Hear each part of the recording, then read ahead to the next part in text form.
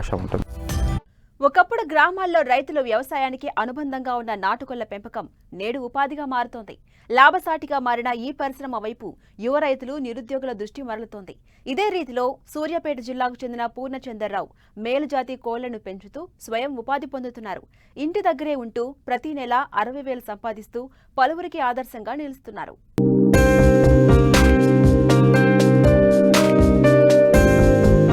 వ్యవసాయం, పాడి తర్వాత స్థానం కోళ్ల పెంపకానిది. గ్రామీణుల ఆదాయాన్ని పెంచే విషయాల్లో మొదట చెప్పుకునేది నాటుకోళ్ల పెంపకమే. జాతి కోళ్ల పెంపకం ద్వారా మంచి ఆర్థిక పరిపుష్టి సాధించవచ్చు. అయితే ఇప్పుడు ఆ తీరు పూర్తిగా మారింది. కొందరు రైతులు, యువకులు ప్రత్యేకంగా షెడ్లలో వీటిని పెంచుతున్నారు. రుచిలో ప్రత్యేకత ఉండడం, రోగ నిరోధక శక్తికి మేలు జరగడం, పోషణ పరంగా సులభతరమైన విధానాలుండడం వల్ల వీటి పెంపకానికి మొగ్గు చూపుతున్నారు. ఆశించిన రీతిలో ఆదాయం వస్తుండటంతో అదే వృత్తిగా ఎంచుకుని ఉపాధిగా మార్చుకుంటున్నారు. ఈ కోవలోనే సూర్యాపేట జిల్లా కోదాడ మండలం కూచిపూడి గ్రామానికి చెందిన శెట్టి పూర్ణచందర్రావు మేలుజాతి నాటుకోళ్ల పెంపకం చేపడుతూ నికరమైన ఆదాయం పొందుతున్నారు.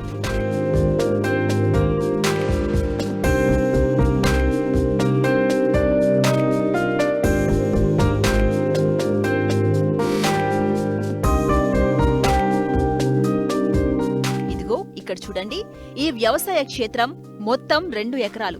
వృధాగా ఉన్న ఈ వ్యవసాయ భూమిలో 2 ఏళ్ల క్రితం మేలుజాతి నాటుకోళ్ల పెంపకం చేపట్టారు పూర్ణచందర్రావు.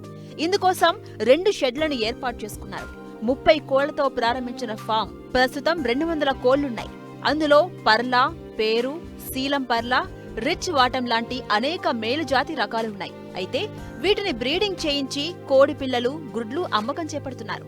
చిన్నప్పటి నుంచి మా నాన్నగారు ఈ కోళ్ళు సాదటం వల్ల పందెం కోళ్ళు సాదేవారు. ఆయన సాదేటప్పుడు చూశాను నేను. తర్వాత ఇప్పుడు అందరూ యూట్యూబ్లో వస్తుంది కాబట్టి ఎక్కువ మంది కోళ్ల ఫారం మీద ఆధారపడుతున్నారు, నాటుకోళ్ళ మీద ఆధారపడుతున్నారు, జాతి కోళ్ళ మీద ఆధారపడుతున్నారు అనే ఉద్దేశం మీద నేను కూడా నాది ఒక 2 ఎకరాల పొలం ఉంటే దాని చెట్లు అవన్నీ ఉంటే శుభ్రం చేయించి ఒక షెడ్ నిర్మించుకున్నానండి. నేను జాతి కోళ్ళను తెచ్చుకున్నాను. నేను ఇక్కడ బాగా ఫేమస్లో ఉన్నాయి జాతి కోళ్ళు. ఇప్పుడు పందేలకే వాడతారు కాబట్టి నేను ఈ జాతి కోళ్ళని బ్రీడింగ్ వరకే నేను చేస్తానండి. దీంట్లో నా దగ్గర మంచి మంచి జాతులు ఉన్నాయి. పర్లాలు ఉన్నాయి, పెరుగు ఉంది, శీలం పర్లాలు ఉన్నాయి, రిచ్ వాటం ఉంది. ఈ కోళ్ళను నేను ఒక్కొక్క కోడిని ఒక పెట్ట 5,000 నుంచి 12,000, 13,000 పడ్డాయి నేను తెచ్చుకున్నప్పుడు. దాంట్లో నుంచి ఈ ఒక పుంజు వచ్చేసి 12,000 నుంచి 26,000 దాకా పడ్డాయండి.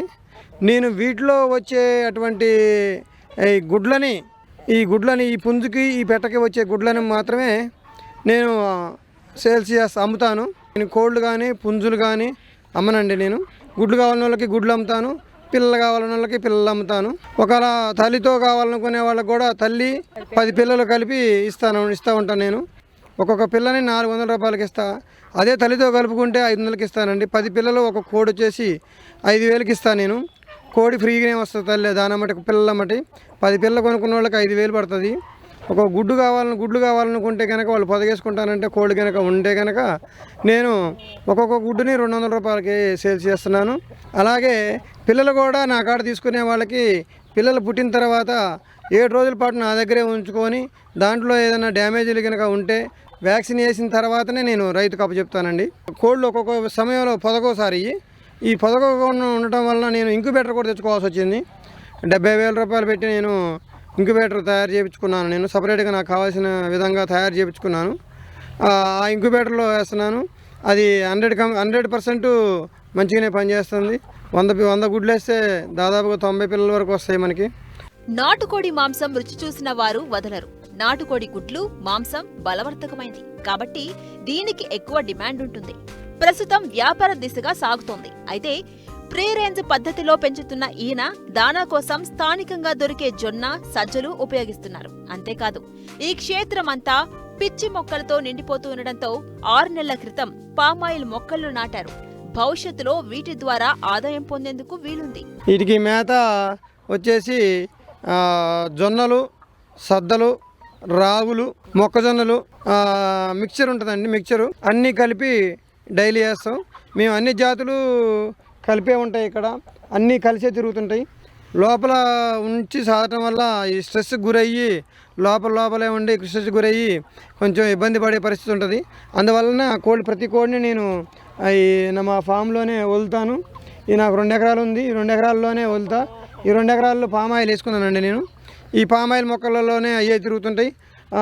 బయట చెదలు పురుగు పుట్ర తింటాయి. నేను 2 సార్లు 3 సార్లు మేత వేస్తాం. మేత వేసిన తర్వాత మళ్ళీ బయటికి పోయి వాటి లక్షణం ఏంటంటే చెరుక్కొని తినే లక్షణం. మనం ఎంత మేత మేపినా కూడా బయటికి పోయి తింటేనే వాటికి తృప్తిగా ఉంటుంది. ఇటు పామాయిల్ మొక్కలు ఉన్నాయి, ఇటు కోళ్ళు ఉన్నాయి. ఇక 2ని మెయింటైన్ చేసుకుంటా ఉన్నానండి నేను. నా కాడ మొత్తం వచ్చేసి ఒక 200 కోళ్ళు ఉన్నాయండి. పెట్టలు ఒక 150 దాకా ఉంటాయి. పుంజులు ఒక 50 దాకా ఉంటాయి. దీంట్లో రావాలనుకునే వాళ్ళు ఎవరైనా సరే 1 సంవత్సరం వరకు ఆదాయం అయితే ఉండదు సార్. దీంట్లో 1 సంవత్సరం అయితే మనం కష్టపడాల్సి ఉంటుంది.